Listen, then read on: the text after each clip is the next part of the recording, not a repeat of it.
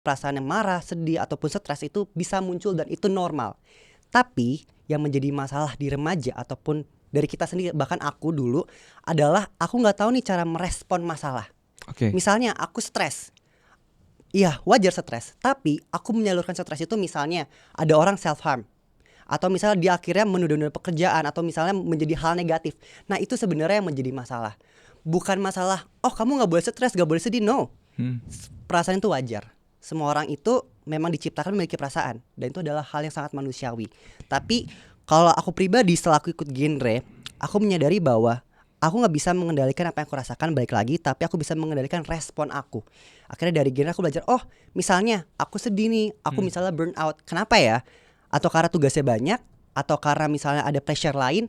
Kalau misalnya ada pressure lain, kira-kira gimana nih? Jadi aku menganalisis apa yang aku rasain. Nah itu juga penting buat teman-teman di luar sana, buat kalian yang mungkin oke, aku stres nih, it's okay, tapi kamu harus mengerti kenapa kamu bisa stres.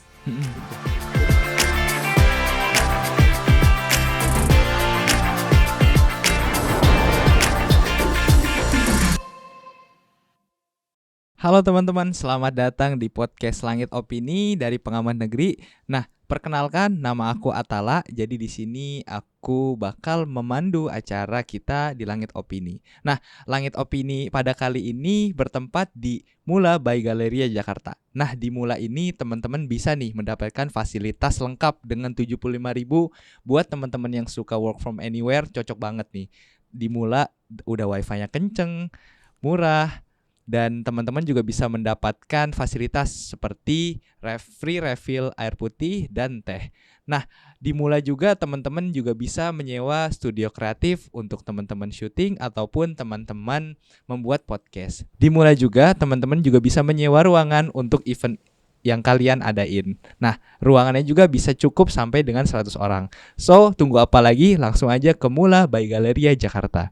Oke, hari ini aku podcast gak cuma sendiri, tapi ditemani salah satu kita bilang tokoh yang inspiratif nih bagi anak-anak muda. Nah, di sampingku ada Kak Brian. Nah, boleh nih Kak Brian perkenalkan nama lengkap mungkin ya, ataupun kesibukannya kali ini, ataupun kesibukannya sekarang tuh ngapain aja gitu loh. Boleh, oke aku mulai ya. Jadi this is Mert and this is my happiness. Our future is our success. Halo semuanya, jadi perkenalkan nama aku Brian Alexander. Kalian bisa panggil aku Brian, aktor Alexander, apapun itu Brian, karena banyak kan manggil aku Brian. Sekarang aku masih 17 tahun. Sekarang baru 18. Ulang tahun hari ini, jadi baru 18. Oh, okay. Ya, 18 tahun. Dan kebetulan aku masih SMA kebetulan di bangku kelas 3 SMA. Untuk kesibukan mungkin ya, sekarang itu aku masih menjabat sebagai seorang duta genre DKI Jakarta tahun 2022. Kalau di genre itu kita menjabat 1 tahun. Jadi di genre aku masih di genre forum genre Jakarta Utara, baik itu juga di tingkat DKI. Dan karena di genre itu kita tuh sibuk banget, kita memang banyak banget kegiatan seperti misalnya sosialisasi, terus juga berbagai diundang sih sama instansi pemerintahan ataupun kolaborasi dengan pihak-pihak mitra lainnya. Jadi memang aku aktif juga di kegiatan-kegiatan yang sering aku post di Instagram aku. Untuk di luar itu kebetulan karena aku baru kemarin puji Tuhan terpilih menjadi perwakilan dari Provinsi DKI Jakarta di Dapil 3. Aku di program Parlemen Remaja 2023. Jadi kalau untuk kesibukan dari Parja sendiri, karena memang kita suka audiensi ke DPR. Kalau kemarin itu di Komisi 11 DPR RI. Jadi memang kadang audiensi dan juga aku juga masih kelas 12 ya. Jadi aktif SMA, akademis perlu juga biar UTBK dan juga nilai-nilai itu sangat-sangat sensitif buat anak SMA. Jadi memang kesibukannya selain tadi aku di luar sekolah, aku juga aktif di sekolah, baik itu ekskul dan juga akademis. Kalau ekskul aku anak padus. Aku suka nyanyi. Iya. Suka nyanyi, jadi aku suka banget ikut lomba padus juga. Dan kebetulan nanti juga di hari Kamis besok itu aku ada lomba di tingkat provinsi dari Dinas Pendidikan sih. Kayak gitu kalau untuk kesibukan. Berarti kesibukannya sebagai duta genre iya. Betul. Terus parlemen remaja iya. Betul sekali. Terus ngerjain tugas di sekolah juga iya gitu ya. Harus ya, karena nilai itu sangat sensitif. Betul banget. Ini jadi sebagai contoh juga ya teman-teman ya, bahwa bukan hanya sebagai siswa tapi kita juga harus bisa jadi orang yang punya kegiatan banyak gitu. Contohnya kayak Kak Brian ini. Nah, Kak Brian boleh cerita ataupun selama perjalanan hidup ya sampai di umur 18 tahun ini, Kak Brian ini kan salah satu anggota dari duta genre juga, yang mana aku tahu duta genre itu juga fokus selain di tentang remaja, tapi juga fokus di tentang kesehatan mental. Nah, kira-kira Kak Brian itu mulai menyadari pentingnya kesehatan mental itu kapan sih? Apa setelah dari dulu emang udah aware, ataukah setelah ikut duta genre, atau misalnya ada hal apa sih yang kira-kira memantik eh, benak Kak Brian untuk sadar akan kesehatan mental? Oke, kalau misal terkait kesehatan mental ya, jujur aku personal bener-bener aware dan concern itu ketika aku ikut duta genre. Karena memang kan kita di genre itu dilatih, kita mendapatkan juga workshop. Jadi memang kita itu dijadikan fasilitator. Kayak aku pun menjadi fasilitator, dan kita sebagai fasilitator itu bukan cuma sebagai pendidik sebaya tapi juga konselor sebaya. Jadi memang setelah aku ikut genre itu teredukasi lah terkait ternyata penting loh kita itu menjadi pendengar yang baik. Terkadang permasalahan mental di remaja itu muncul yang akhirnya aku sadari juga karena aku dulu mengalami bahwa bukannya kita itu beban kita berat, tapi kita nggak tahu bagaimana cara menyalurkan beban kita. Karena tadi mungkin teman-teman kita, keluarga kita tuh nggak bisa menjadi pendengar baik. Mereka nggak tahu cara menanggapi orang kayak gini ya. Ternyata masalah orang tuh beda-beda. Kita itu sebagai remaja ataupun mungkin sebagai masyarakat awam mungkin bilang lu masalahnya kecil nih, itu paling biasa aja. Tapi padahal nyatanya semua orang tuh punya masanya masing-masing. Jadi kalau misalnya ditanya concernnya pas kapan, itu pas genre memang bener-bener aku teredukasi bahwa ini banyak loh masalahnya. Apalagi setelah aku juga sosialisasi ke sekolah-sekolah, aku implementasi kalau di genre itu ada namanya modul tentang kita. Jadi kita itu implementasi dan ada juga topiknya terkait mengenal diri sendiri. Dan di sana aku menyadari bahwa ternyata banyak loh remaja-remaja itu yang mereka itu punya masalah mentalnya itu luar biasa. Dan kebanyakan kasusnya itu karena keluarga. Oke. Iya, jadi memang setelah aku ikut genre, karena memang dari segi edukasi teoretikal aku mendapatkan, dan juga praktiknya ketika aku sosialisasi itu memang ngelihat kasusnya yang mungkin kelihatan baik-baik aja, tapi ternyata keluarganya we never know, atau mungkin dari segi pertemanannya we never know gitu. Jadi kalau ditanya concernnya pas genre memang bener membantu banget untuk aku sadar bahwa mental health tuh sepenting itu, guys. Iya. Nah, gimana sih caranya? Mungkin ini dari pengalaman pribadi Kak Brian ya.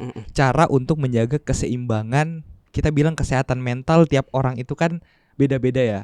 Ada yang setelah burnout dikit langsung aduh mentalnya bermasalah, ataupun ada yang self claim mentalnya bermasalah. Nah, kira-kira ada ini enggak sih, ada tips untuk menjaga kesehatan mentalnya itu ketika burnout itu kan yang jadi pemantik supaya kesehatan mental kita tuh bermasalah kayak gitu lah. Ada gak sih kalau dari Kak Brian sendiri tips buat ngatasin burnoutnya itu? Oke, kalau burnout ada satu hal yang sangat-sangat aku beritahukan ke diri aku sendiri, bahwa kita itu nggak bisa mengatur apa yang kita rasakan. Misalnya contoh, aku sedih atau misalnya kakak sedih, apakah kita bisa mengatur? Enggak. Sedih itu mungkin perasaan yang marah, sedih ataupun stres itu bisa muncul dan itu normal. Tapi yang menjadi masalah di remaja ataupun dari kita sendiri, bahkan aku dulu, adalah aku nggak tahu nih cara merespon masalah. Misalnya aku stres, iya wajar stres, tapi aku menyalurkan stres itu misalnya ada orang self harm, atau misalnya dia akhirnya menunda-nunda pekerjaan, atau misalnya menjadi hal negatif. Nah itu sebenarnya yang menjadi masalah. Bukan masalah kamu nggak boleh stres, nggak boleh sedih, no. Perasaan itu wajar. Semua orang itu memang diciptakan memiliki perasaan, dan itu adalah hal yang sangat manusiawi. Tapi kalau aku pribadi setelah aku ikut genre, aku menyadari bahwa aku nggak bisa mengendalikan apa yang aku rasakan, balik lagi, tapi aku bisa mengendalikan respon aku. Akhirnya dari genre aku belajar, misalnya aku sedih nih, aku misalnya burnout, kenapa ya? Atau karena tugasnya banyak, atau karena misalnya ada pressure lain. Kalau misalnya ada pressure lain, kira-kira gimana nih? Jadi aku menganalisis apa yang aku rasain. Nah itu juga penting buat teman-teman di luar sana, buat kalian yang mungkin aku stres nih, it's okay, tapi kamu harus mengerti kenapa kamu bisa stres. Itu. Jadi skill menanya ke diri sendiri, kita mengevaluasi apa yang kita rasain itu juga penting. Misal kakak nih lagi marah sama orang, apakah salah? Enggak. Cuman kita harus tanya ke diri kita, kenapa ya gue marah sama dia ya? Kenapa ya marah ya? Kira-kira penting gak nih marah sama dia? Kira-kira emang sebesar itu gak sih masalahnya? Itu sebenarnya yang menjadi poin yang orang tuh missing gitu. Bahwa gak apa-apa kamu sedih, gak apa-apa kamu misalnya ngerasa stres, gak apa-apa misalnya kamu ngerasa beban hidup itu berat. Tapi jangan sampai cara kamu menanggapi masalah itu yang salah. Jangan sampai. Kalau aku sih kayak gitu sih. Aku pernah dengar katanya kalau kita memaafkan orang itu termasuk stress relief juga ya. Nah menurut Kak Brian gimana tuh? Setuju, aku setuju banget Iya karena nggak? aku juga mengalami. Jadi dulu waktu SMP tuh aku menjadi bisa dibilang korban bully sama teman-teman. Mm-mm. Karena aku tuh dulu itu teen ya, aku sangat kurus dan juga Iya, sangat sama namanya anak SMP ya, burik, burik. kagak skincarean, ya mukanya seperti itu bisa Heeh. dibayangkan. Dan karena mungkin teman-teman juga ngejokes dan mungkin jokesa itu buat mereka itu sebagai lelucon, tapi kalau buat Lucu. aku itu ofensif dan menuju kepada bullying karena aku Iya. ngerasa teroffense dengan hal itu dan Mm-mm. bahkan sampai terbawa ketika SMA. Tapi yang satu hal aku sadari bahwa it's already happened. Apa yang bisa diubah? Kalau misalnya aku tetap ngingat, aku tetap oke, gue benci nih sama orang-orang ini. There's nothing happen guys. Mereka akan tetap menjadi mereka dan aku akan tetap menjadi aku. Ada hal mungkin gini, memang susah ya. Aku nggak Mm-mm. bisa bilang bahwa memaafkan orang itu mudah. Tidak gitu. Itu butuh proses dan kalian yang perlu sadar bahwa kenapa kalian perlu memaafkan orang lain. Cuman kalau dari aku pribadi, karena aku juga berhak untuk bahagia Mm-mm. for me. Karena kalau aku nggak memaafkan orang lain, it's mean there's something that I masih aku melihat ke belakang. Padahal aku rasa bahwa kita semua tuh punya masa depan. So why we need to looking in the back? Kalau misalnya kita bisa melihat masa depan. Jadi kenapa kita perlu memaafkan? Karena menurut aku setiap orang juga berhak bahagia dan jangan sampai kamu nggak bahagia hanya karena hal yang kamu nggak bisa ubah sih. Gitu. Jadi I'm now becoming more happier of course karena aku ngerasa nggak ada beban yang aku tanggung. Aku nggak ngerasa bahwa aku masih punya sesuatu yang aku pendam dalam hati. Jadi kayak lebih plong gitu. Berarti ibaratnya daripada kita memikirkan masa lalu, mending kita mikirin masa depan kita sendiri kayak gitu ya. Betul sekali. Oke. Nah, eh kan kurasa nih ya, Kak Brian juga pastinya daripada berkutat dengan masa lalu, entah di bullying atau yang sifatnya itu ofensif ya tadi kalau kata Kak Brian. Nah, untuk eh mendorong nih kira-kira kan pastinya Kak Brian juga ikut banyak kegiatan tadinya ya. Pasti bakal ada titik di mana puncak dari burnoutnya itu sendiri. Nah, dari Kak Brian ada nggak sih kira-kira tips ataupun bagaimana sih biasanya mengelola kesibukannya itu gitu loh. Selain tadi ikut duta genre, terus juga pastinya kan udah kelas 12 ya, persiapan masuk kampus dan kegiatan-kegiatan lainnya. Ada nggak sih eh, yang biasa Kak Brian lakuin buat mengelola kesibukannya itu kayak gitu loh. Entah dengan mencatat atau dengan minta tolong ke Mm-mm. temen buat Mm-mm. ngingetin kayak gitu loh kira-kira. Oke, kalau misal aku pribadi ya, ada dua hal yang aku terapin ke diri aku sendiri. Yang pertama itu komunikasi. Sebenarnya banyak juga teman-teman yang ngediam aku kayak, Kak gimana caranya biar bisa membagi waktu? Aku selalu bilang ke mereka itu adalah komunikasi. Misalnya contoh, aku di spend nih misalnya ada banyak kegiatan di luar, aku nggak bisa mengerjakan tugas. Terkadang kita itu oke ya udah, aku di spend ya udah nggak usah ngerjain tugas. Padahal penting banget kita komunikasi misalnya ke guru ataupun ke teman. Jadi sebenarnya itu permasalahannya adalah karena kita kurang komunikasi. Karena aku dulu gitu, waktu awal-awal sibuk, aku tuh ngerasa aku bisa ngelakuin semuanya sendiri, nggak perlu ngomong. Padahal nyatanya kita itu hidup dengan orang lain teman-teman. Kita hidup dengan banyak orang yang dimana kita juga perlu komunikasi. Misal contoh, aku nggak masuk, aku misalnya perlu tugas tambahan atau misalnya aku kelewat, otomatis aku harus ngomong ke gurunya dong, ibu permisi saya mau minta tugas tambahan boleh nggak. Jadi kalau mengatur waktu, selain mengatur waktu itu mungkin menurut aku tuh basic banget karena semua Iya. orang bahas, tapi bagaimana cara kita memaintain juga komunikasi kita. Jangan sampai karena kita sibuk di luar nih, oke misalnya nggak di sekolah seminggu, terus kita sama yang pihak sekolah nggak ada ngomong, nggak ada apa-apa. Itu sebenarnya sih. Yang kedua, yang sangat-sangat aku bilang ke diri aku adalah it's okay bahwa semuanya itu nggak bisa kelar dalam satu waktu. Bahwa kita tuh cuma punya tangan dua. Kita punya sehari waktu 24 jam doang. Belum kepotong tidur dan lain-lain. It's okay kalau misalnya tugas-tugas kamu, pekerjaan kamu itu nggak bisa kelar dalam satu waktu. Jangan mempush diri kita sendiri. Oke, aku harus bisa kelar semuanya dengan diri aku sendiri. No teman-teman. Wajar kalau misalnya kalian butuh waktu untuk mengerjakan semuanya. Jadi menurut aku yang paling penting adalah pertama tadi kita harus komunikasi ke semua orang, baik misalnya ke teman kita, ke pihak sekolah misalnya mungkin kalau misal masih sekolah ya, Yeah. ataupun ke semua orang yang mungkin yang memang kita perlu support dari mereka. Dan yang kedua adalah tentu aja menurut aku adalah terkait bahwa kalian itu perlu proses. Nggak bisa dalam satu waktu itu keluar semua. Kita bukan superhero, kita manusia biasa. Jadi jangan pernah push diri kalian untuk melakukan semuanya dengan sempurna kayak gitu. Nah, selama perjalanan sampai sekarang ini ya, pastinya kan nemuin banyak-banyak kegagalan atau banyak banget kekecewaan yang udah pernah dirasain ya. Khususnya kita sebagai anak-anak muda nih ya, pastinya kan kalau ada juga yang ngerasa gagal tuh langsung udahlah nyerah, give up gitu loh. Kayak udahlah melanjutkan, let it flow aja, mengikuti gitu loh. Tapi kan kita nggak bisa bersikap kayak gitu ya. Nah, kalau Kak Brian sendiri gimana sih cara ngatasin kegagalan-kegagalan yang pernah ditemuin selama perjalanan ini? Jujur aku tuh lumayan benci kalau ada orang bilang aku tuh gagal. Karena menurut aku dengan kamu mau mencoba, dengan kamu mau belajar, kita ingin melakukan hal baru, itu menjadi sebuah keberhasilan. Sebenarnya kalau terkait gagal tuh aku sebelum tips and trick ya, ada satu hal yang perlu aku ingin bilang ke teman-teman bahwa mindsetnya diubah dulu. Bahwa hidup ini bukan masalah seberapa kamu punya banyak pencapaian, seberapa kamu bisa lolos semuanya, menang semuanya, no. Hidup ini menurut aku ada sebuah proses. Misalnya orang ngeliat aku, oke, mungkin aku lolos pajak, genre dan lain, tapi gak semua orang ngeliat apa yang sudah aku lalui sebelum itu. Aku tuh gagal ikut program pertukaran budaya tuh 5 kali berturut-turut. Lalu juga waktu itu aku gagal masuk SMA favorit. Tapi menurut aku itu bukan sebuah kegagalan, but that's part of process gitu. Kita gak bisa memaksakan diri kita untuk selalu sempurna, that's it. Menurut aku, cara aku bilang ke diri aku bahwa bukannya gak bisa, tapi belum bisa teman-teman. Kalian itu terlalu bilang kalau gak bisa nih gue gagal nih. No, kalian bukan gak bisa, belum bisa. Yang artinya kalau aku bilang ke teman-teman aku, bukannya kalian harus nyerah, tapi malah kalian tanya di diri kalian, apa yang saya kurang ya? Apa ya yang saya bisa lakuin? Karena hidup ini panjang teman-teman. Jangan sampai kalian memaknai diri kalian seorang kegagalan atau sebuah kegagalan hanya karena satu hal yang mungkin memang belum waktunya. Jadi I always told to my friends, to everyone, bahwa bukannya gak bisa tapi belum bisa. Jadi jangan pernah bilang ke diri kalian gagal. Bayangin deh, misalnya kakak bilang ke diri kakak, gue gagal nih. Bayangin diri kakak yang udah berjuang, yang udah mau berusaha, dibilang kayak gitu, pasti sedih kan. Aku yang selalu bilang kayak gini, bahwa ini gak cuma tentang aku aja, tapi apa yang dalam diri aku. Aku gak pengen diri aku yang aku selalu bawa, yang aku selalu bersama, itu sedih cuman karena aku bilang bahwa aku ada sebuah kegagalan. No, I'm never gitu. Karena aku selalu menunjukkan bahwa it's okay if you fail. Mungkin fail menurut orang lain, as long as you want to process to be more better, kayak gitu. Nah, Kak Brian ini kan ikut juga banyak kegiatan tadi ya.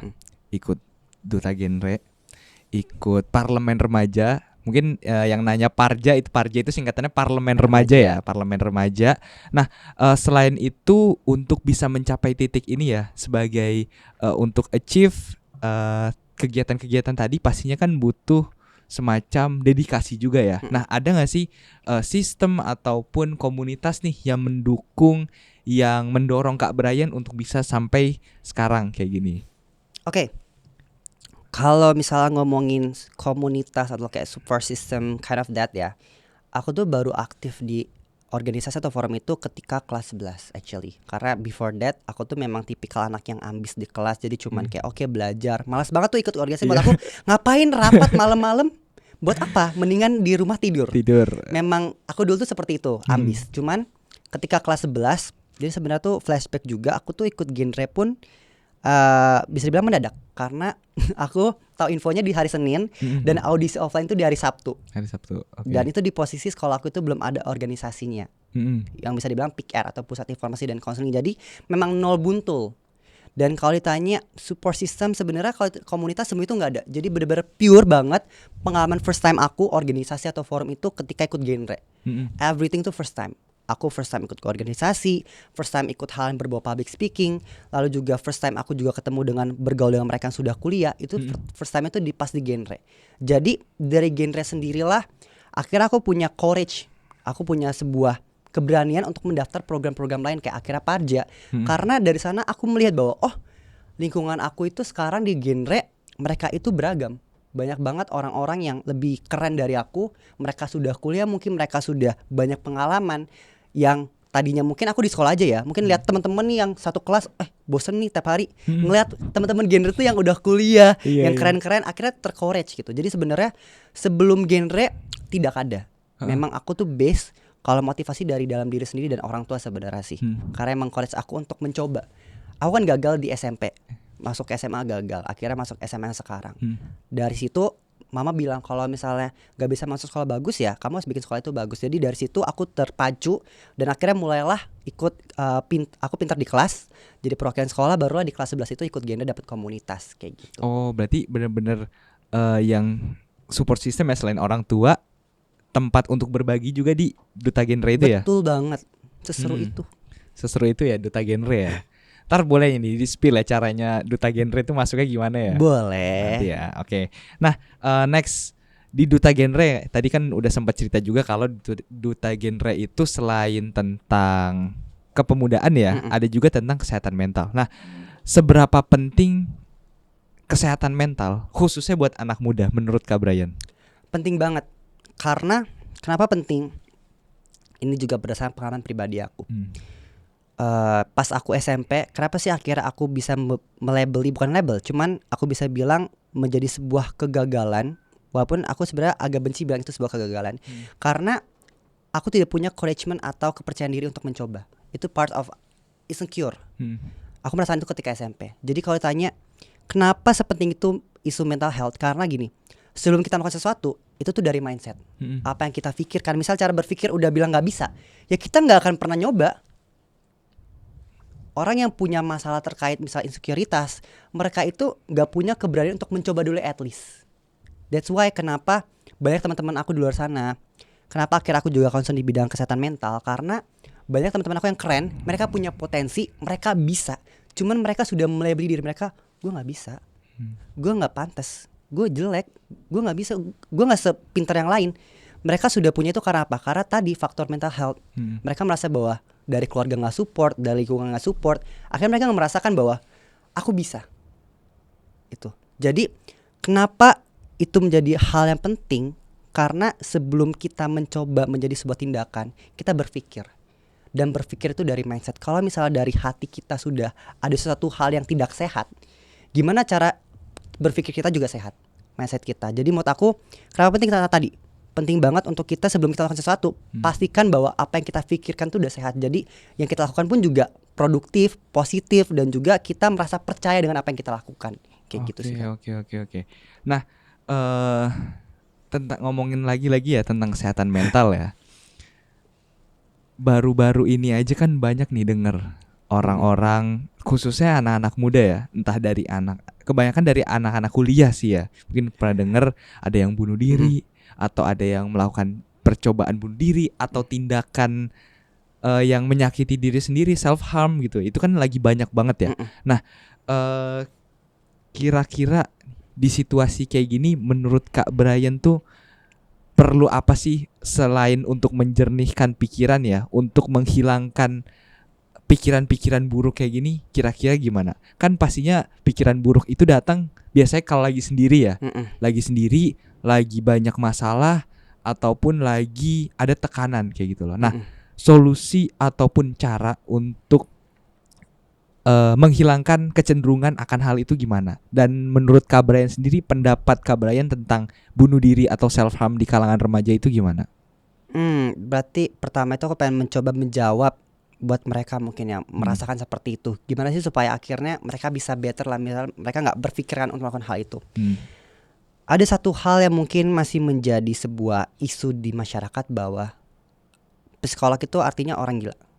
Masih banyak banget aku mendengar teman-teman yang, aku kan juga konselor, kebetulan di Genre itu wajib menjadi konselor. Jadi kadang konseling, dan ada beberapa teman yang memang punya kecenderungan ingin seperti itu, ataupun self harm. Ada bahkan. Aku bilang ke mereka, kalau misalnya kamu butuh treatment profesional, it's okay pergi ke psikolog. It's really okay. Tapi mereka bilang apa? Enggak Kak, enggak Bray. Kalau psikolog kan artinya orang gila.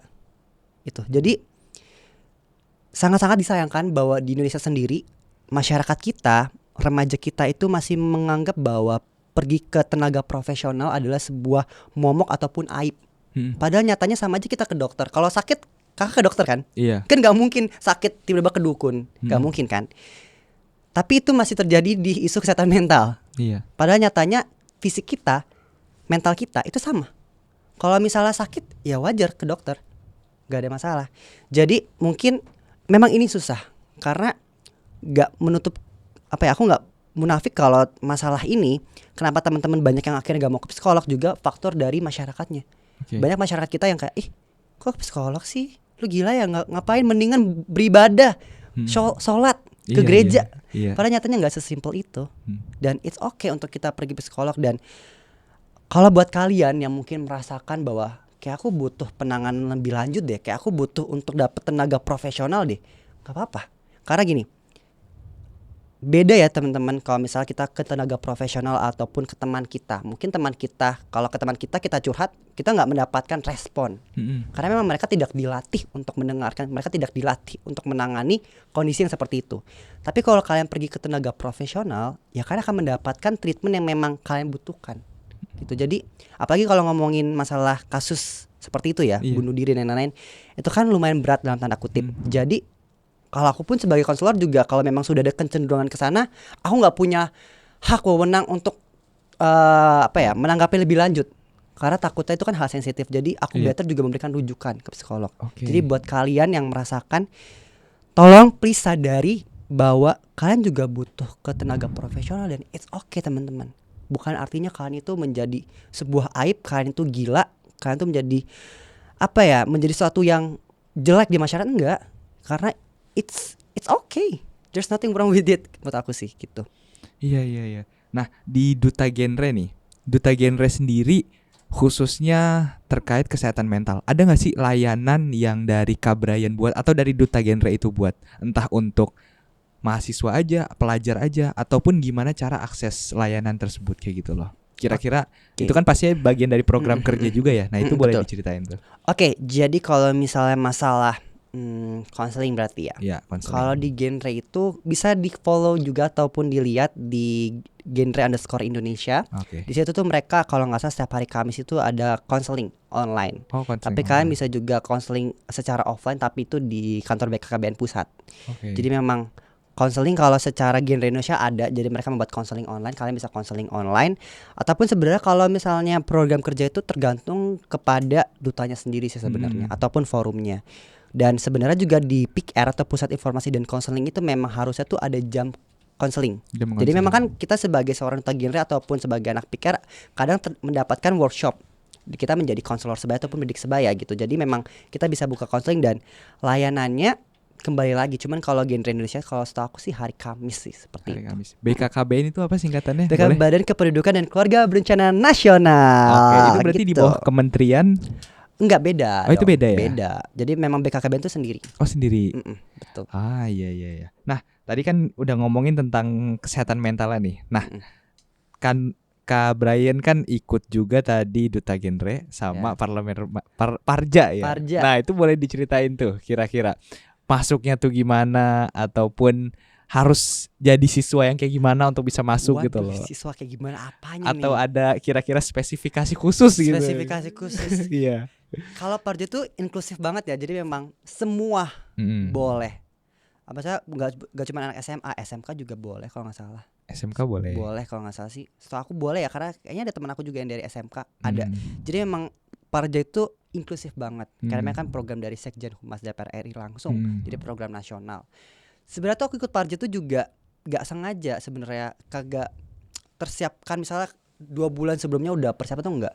Karena aku tuh tahu Parja tuh udah dari lama sebenarnya, dari Kanuel, Kak Adventius Immanuel. Cuman waktu itu karena masih merasa belum siap, akhirnya adalah ntar aja tahun depan kelas 12. Ternyata pas kelas 12 itu awalnya tuh nggak bisa karena jadwal Parja itu aku bentrok dengan jadwal lain. Tapi ternyata diundur. Akhirnya di hari Kamis, penutupan Parja tuh kemarin tuh hari Senin, aku tuh hari Kamis baru daftar. Baru nyoba semuanya. Dan kalau di Parja sendiri untuk seleksinya tuh ada 3. Jadi pertama itu seleksi CV, seleksi esai, dan video kreatif, video kampanye. Jadi kalau misalnya CV itu kita nyantumin berbagai sertifikat penghargaan kita, baik akademis, non akademis, lalu juga organisasi maupun kegiatan lainnya. Lalu juga ada esai. Jadi kita esainya itu tentang bagaimana kalau kamu menjadi seorang anggota parlemen. Jadi kita memberikan gagasan kita, kalau gue jadi anggota parlemen gimana sih? Waktu itu aku kemarin itu bawa podcast aku, PWB, program kerja genre aku, karena menurut aku udah berjalan dan kenapa nggak dibawa aja nih sebagai hal yang menjadi proker buat Parja gitu. Karena simple kan. Akhirnya dibawa, aku isi, dan juga video kampanye juga berupa dari esai. Jadi aku buat dengan gaya remaja, bisa dicek di Instagram aku. Ternyata Boleh nih sebutin Instagramnya dulu. apa Sebutin Instagram aku? Iya. Instagram aku Brian Aktur, BRYAN AKTHUR.A. Oke. Brian Aktur, namaku. Kalau Gitu. mau nanya-nanya bisa langsung. Boleh, aman. Jadi setelah itu ya aku juga nggak expect, karena kemarin itu yang daftar itu 10.000 se-Indonesia. Yang keterima itu 134. Jadi cuman 1,3% yang lolos. Iya. Itu lumayan sangat-sangat ketat kan. Apalagi diambil itu dia per dapil. Jadi contohnya misalnya dapil, aku kan dapil 3. Jadi itu dari Jakarta Utara dan Jakarta Barat. Jadi cuman dari Jakarta Utara dan Jakarta Barat itu cuman diambil 2 orang. 2 orang. Dari banyak itu. Dan pas pengumuman kaget, karena itu tuh program besar. Menurut aku bisa dibilang, karena itu kan program satu-satunya dari Sekjen Humas DPR RI kan. Selain, aku lupa program apa, pokoknya ada 2 program mereka, program andalan mereka. Jadi pas diumumkan lewat Instagram aku lolos, itu shock banget. Karena aku juga punya basic juga di bidang kayak politics, something like that. Dan aku juga sebenarnya juga mendadak ikutnya, tadi aku bilang cuman gak nyampe seminggu persiapannya. Jadi pas lolos, wow, dan ternyata sama kegiatan seru banget. Iya. Ketemu teman-teman nasional. Bener-bener tersaring dari sekian banyak ya. Betul banget. Oke. Nah, pastinya kan ikut parlemen remaja juga berkat dukungan orang tua ataupun hasil kerja keras juga ya. Nah, sebelum yang terakhir nih, pertanyaan dari aku, kira-kira ada nggak sih dari Kak Brian sendiri kesan ataupun motivasi buat teman-teman pelajar yang pengen Kak Brian bagikan, terutama buat teman-teman pelajar yang nonton podcast Langit Opini? Motivasi ya, sebenarnya ada satu hal menjadi prinsip aku sebenarnya. Kenapa? Banyak yang nanya, Brian kok udah kelas 12, udah ikut ini itu tetap rajin, ambis. Aku selalu bilang ke diri aku bahwa aku punya mimpi. Aku percaya semua dari kita punya mimpi, entah itu beda-beda kan, setiap orang punya cara mereka melihat mimpi mereka beda-beda. Dan satu hal yang aku percaya bahwa banyak juga orang yang punya mimpi yang sama kayak kita. Misalnya mungkin aku dengan orang lain, mungkin ada yang 10.000, 100.000 orang yang punya mimpi yang sama, mungkin bisa jadi. Dan untuk aku menggapai mimpi tersebut, artinya aku harus bisa menunjukkan bahwa aku juga deserve. Jadi bukan cuma sekedar aku ingin, tapi aku juga pantas mendapatkan mimpi itu. Dan karena aku tahu banyak orang yang lebih pantas dari aku, maka aku tetap belajar. Dan itu mungkin yang perlu teman-teman tanyakan ke diri teman-teman. Kalau misalnya aku maunya apa sih? Aku mau jadi apa sih? Apa yang aku pengen kejar? Apa sih goals aku? Kalau kalian sudah tahu akan hal itu, kalian tanya berapa banyak orang yang sama, yang kayak kalian pengen dapetin itu. Kalau kalian sudah tahu banyak yang sama, kalian harus apa? Upgrade diri, value. Kita nggak bisa mengikuti zaman. Karena gini, kalau kita cuma diem di sini, kita aku pasrah aja, ya kalian nggak akan bisa berkompetisi dengan yang lain. Mungkin terdengar sangat ambisius, tapi memang kenyataan seperti itu teman-teman. Kalau kalian yang nggak bisa beradaptasi, ya kalian akan tersingkirkan. Dan ada satu hal juga yang tadi balik lagi yang aku selalu bilang ke diri aku, kenapa aku nekat mencoba Parja walaupun gak punya basic, ikut genre walaupun gak ada pick R-nya. Karena bukannya gak bisa, balik lagi, tapi belum bisa. Dan aku juga pengen teman-teman di luar sana punya mindset ataupun cara pandang yang sama. Jangan melimitasi diri kita bahwa gue udah gak bisa nih ikut ini, gue udah gak bisa ikut Parja. Banyak temen aku bilang, aduh Bre, gue gak bisa ikut Parja, Bre pasti gak lolos. Padahal kalian belum nyoba loh. Kita belum nyoba, kita belum belajar, kita belum nyemplung dulu nih. Gimana kalian tahu? Gitu. Jadi tadi 2 hal itu yang selalu aku taruh ke diri aku, karena aku gak pengen hidup aku itu terbatasi oleh aku melabeli diri aku. Karena menurut aku semua orang itu punya hak yang sama dan kesempatan yang sama buat menggapai mimpi mereka. Even mungkin startnya beda ya. Mungkin kita start aku misal di 1, mungkin kakak di 8 atau 5, mungkin beda. Tapi bukan berarti aku gak punya kesempatan untuk menjadi 10. No, maybe lebih susah. Itu normal, itu realistis. Tapi memang hidup seperti itu. How? Kita gak bisa merubah apapun kan. Kita gak bisa merubah keadaan, kita gak bisa merubah apa yang sudah menjadi bawaan kita. No, we cannot blame. Kita gak bisa menyalahkan masa lalu. Yang kita bisa responsibilitas, yang bisa kita ubah adalah cara kita untuk melihat masa depan. Cara kita berjalan untuk kita berada di masa depan. That's what we can change gitu. Jadi yang selalu aku bilang ke diri aku bahwa aku sudah di sini, aku sudah nggak bisa melihat masa lalu. Yang bisa aku ubah adalah masa depan aku. Kayak gitu. Keren banget ya teman-teman ya. dari Kak Brian udah banyak cerita juga di podcast kita hari ini di Langit Opini. Nah, terakhir boleh nih satu kata buat anak-anak muda sekarang. Satu kata Satu kata. apa Kata ya? motivasi gitu. Satu kata nih berarti misalnya satu Satu doang. kalimat deh boleh. Satu kalimat boleh ya? Satu kalimat. Apa ya satu kalimat? Kalau satu kalimat apa ya? Sebenarnya tadi sih yang selalu aku pegang banget bahwa bukannya kalian nggak bisa tapi belum bisa. Oke. Iya, karena itu sering banget mayoritas. Aku bisa bilang kayak 80% teman-teman aku bilang gitu. Ayo coba ini yuk. Nggak bisa, aku nggak mampu. Jadi udah give up duluan. Padahal belum nyoba. Jadi Belum aku nyoba. pengen banget kalian di luar sana, tolong terapkan ini bahwa kalian itu bisa. Tapi mungkin cuman karena belum bisa aja. Tapi bukan berarti nggak bisa ya. Jadi tolong dicoba terus sampai kalian bisa. Ya, Kayak gitu. bukan kalian gak bisa, Tapi belum tapi bisa. karena kalian belum bisa. Kayak gitu. Betul. Jadi harus belajar ya intinya. Belajar terus. Belajar. Ya, prosesnya yang penting. Oke, teman-teman, terima kasih udah mengikuti terus podcast Langit Opini. Aku Atala dan Brian. Kak Brian, kami pamit undur diri. Terima kasih, sampai jumpa. Dadah semuanya.